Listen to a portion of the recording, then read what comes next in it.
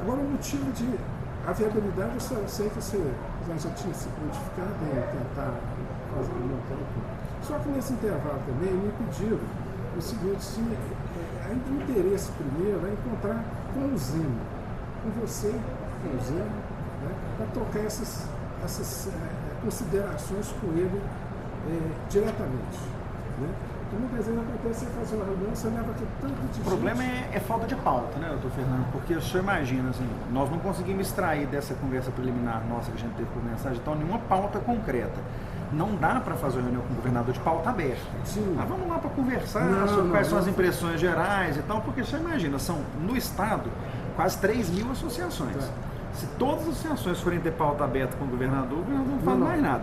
Então, para montar uma reunião de trabalho e até para avaliar se a pessoa estar nessa reunião é só o governador, porque o governador não tem as respostas técnicas para dar, nem as sugestões técnicas necessárias para enfrentar cada um dos problemas.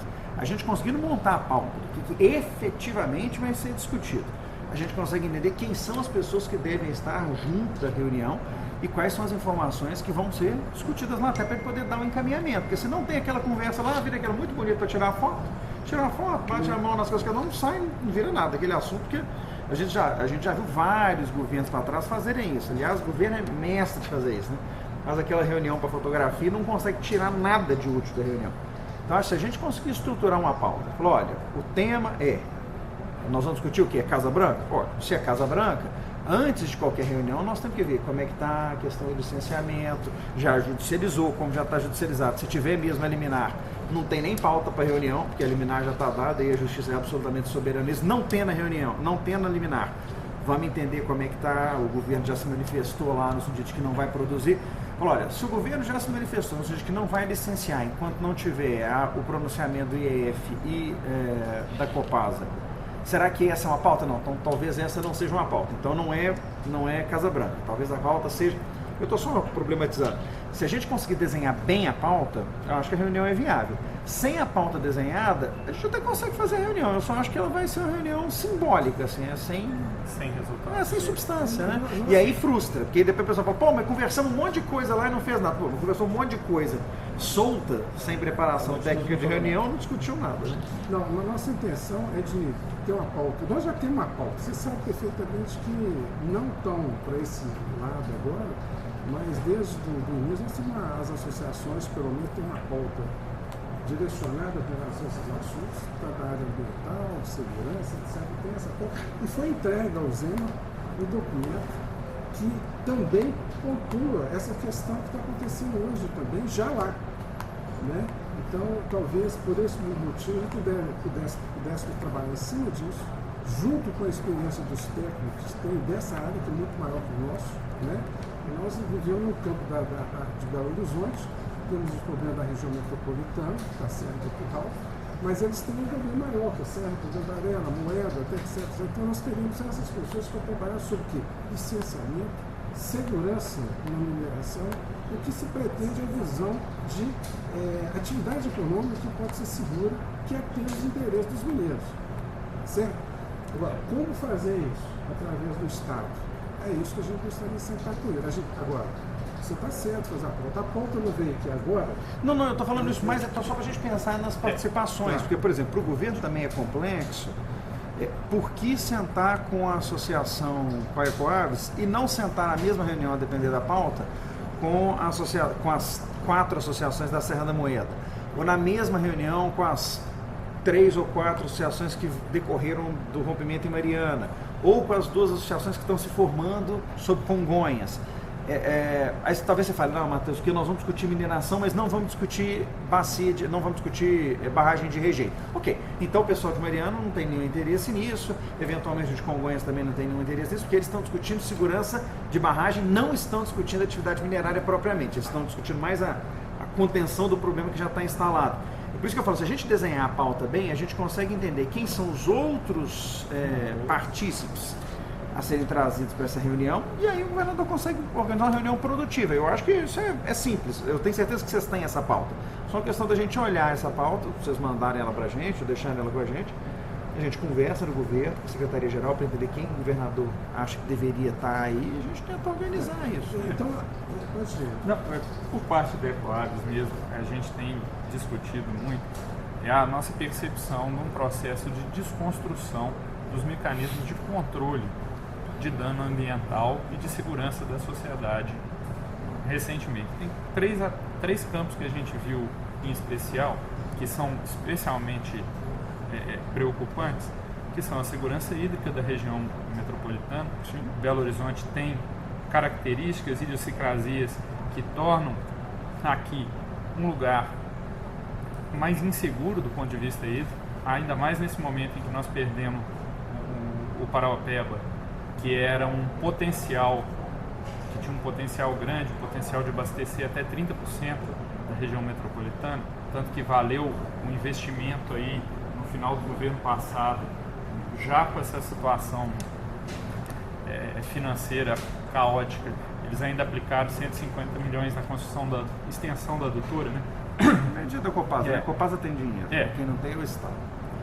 Mas de qualquer forma foi um dinheiro, foi um investimento que a Copasa fez. Sim, eu estou dizendo só que não é a mesma conta, né? Não adianta, mas gastou, não tinha dinheiro e gastou. Não, a Copasa tem o dinheiro para os investimentos, o Estado é que não tem o dinheiro para pagar as contas.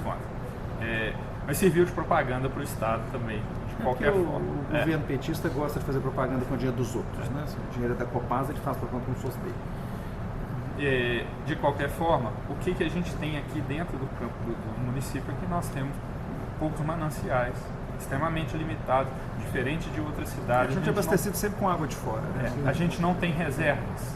Né? A gente abastece com o abastecimento principal que a gente tem foi o abastecimento que resolveu a questão de Belo Horizonte, que é do Rio das Velhas, e que é a fio d'água, que depende do fluxo do rio, que depende exclusivamente do regime de chuvas e de como que o rio se comporta com a produção de água.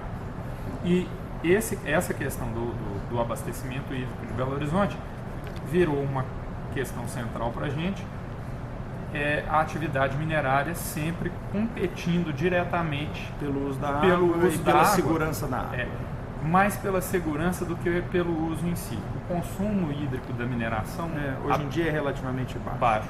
O que mais nos preocupa é a ocupação de áreas, que a mineração acaba levando a ocupar áreas que são áreas de recarga desses mananciais e áreas estratégicas. Nós estávamos conversando agora há pouco, Belo Horizonte é uma cidade projetada, e a gente tem um conhecimento da história da cidade, aqui era uma cidade de vanguarda, que tinha um projeto ambicioso de ser uma cidade sempre de vanguarda do ponto de vista de ocupação, de meio ambiente e tudo mais, e que esse projeto foi sendo desconstruído por diversos artifícios, e um deles era o da inviabilidade, que sempre orientou as gestões daqui. Esses argumentos de inviabilidade, de separação das coisas, resultaram. A gente perdeu áreas verdes urbanas que estavam previstas, a gente ocupou áreas inundáveis que não deveriam jamais ter sido ocupadas e que causaram um prejuízo, um prejuízo humano e um prejuízo financeiro muito excedente. E agora a gente continua nesse momento vivendo essa mesma situação lógica. Há coisas que ficaram para trás que não tem recuperação. O Parque Municipal ele ocupa 27% da área original do projeto. Há outras áreas que seriam reservas da cidade que estão sempre sob ameaça. Né? Lá na Lagoa Seca, um empreendedor quer construir edifícios dentro de uma área que fazia parte de um plano, projeto de fechamento de mina que deveria ser entregue ao município. E joga com viabilidade financeira para jogar o ônus como se eles não tivessem tido lucro. A questão que eu acho que é muito importante ser discutida são esses mecanismos de desconstrução. Acho que organizar uma pauta mais focada em o que aconteceu até para a gente entender competência, porque, por exemplo, a discussão sobre o uso da área da Lagoa Seca é uma discussão eminentemente municipal. que me interessa enormemente, mas não é uma pauta para reunião com o governador. Né? Assim, ele pode até prestar a solidariedade eventualmente a alguma solução, mas ele não vai dar a solução porque está fora da competência dele. Até uma discussão ali sobre a competência conjunta, por causa do impacto metropolitano disso e tal, mas a gente sabe que é uma zona... tem problemas que são claramente estaduais, né, por outro lado. Né? É um contexto comum. Eu moro aqui no Taquaril, aqui do lado. E a gente viveu um conflito... Na Estrada do Baleia? Logo pra frente, sabe? E a gente viveu o conflito da mineradora lá, da Empabra, que agora eu tenho esperança de que haja um desfecho, porque a gente conseguiu demonstrar a ilegalidade do que eles fizeram com uma clareza grande. E a empresa, o projeto da Empabra, aqui do Curumim, e que foi praticada a ilegalidade, é um projeto similar ao Casa Branca. Né? A história repete, a estratégia é a mesma. É criar um PRAD, recuperação de área degradada.